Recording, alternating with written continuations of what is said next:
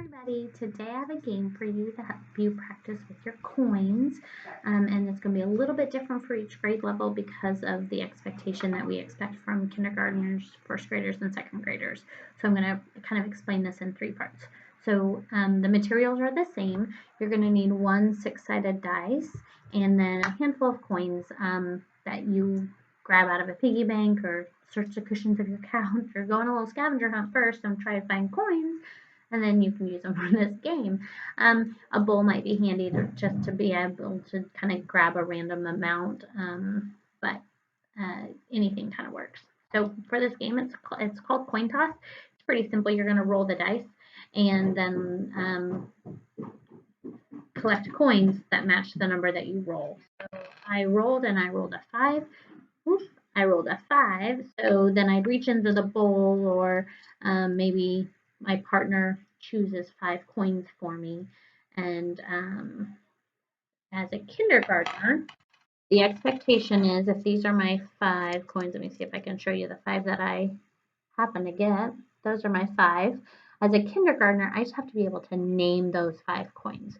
So I would look at the coins, I'd study them, kind of maybe group them together and maybe put these two together because they look the same.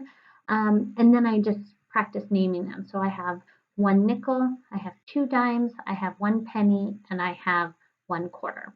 So that's the expectation for kindergartners. So they would do that, they would return their coins to the bowl and then roll again for a different amount. They're going to get different coins the next time, and it's just a quick coin identification game.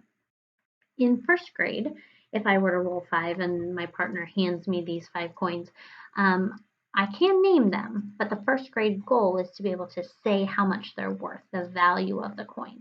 And so I might still practice and identify these as dimes, but this time I need to go one step further and say these are dimes. This is worth 10 cents. This is worth 10 cents. And then this is a nickel. It's worth 5 cents. Quarter, penny.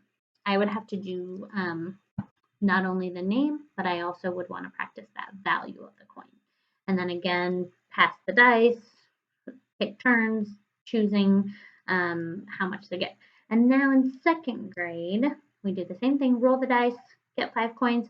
This time I have to tell you how much money I have all together. So you can kind of see how this progression builds on each other, and the skills kind of rely on previous grades to be able to get good at this. But to be able to say that I have 2 dimes worth 10 cents, a penny worth 1, a nickel worth 5, and a quarter worth 25. Now I have to be able to put all that together, and I might put those 2 dimes together and call that 20, and put that with a quarter to say now I have 45, and then 5 more makes 50, and 1 more makes 51. I would not hesitate in the slightest to have second graders have a piece of paper and a pencil with them, to be able to record maybe the values that they have and to be able to add those together. They are not expected to be able to do it mentally, but if your child is really good at recording it and doing it, then maybe challenge them to try it mentally first and then check it with paper. And that might just be a goal to kind of work toward, is some mental calculations of small sets of coins. This only uses 1 dice, but you could put 2 dice together, and which would give them more coins to work with. And in second grade, they only have to go up to a dollar amount, up to $1, and so don't feel like you need to give them 25 coins and get them up into the $3 range. They really just need the $1 range to get really good at counting coins and putting values together. So kindergarten, practice identifying the coins. First grade, practice identifying and naming how much they're worth. And then second grade is when we start adding the values together to say the total amount that you have. So enjoy for something a little bit different and a little bit hands-on.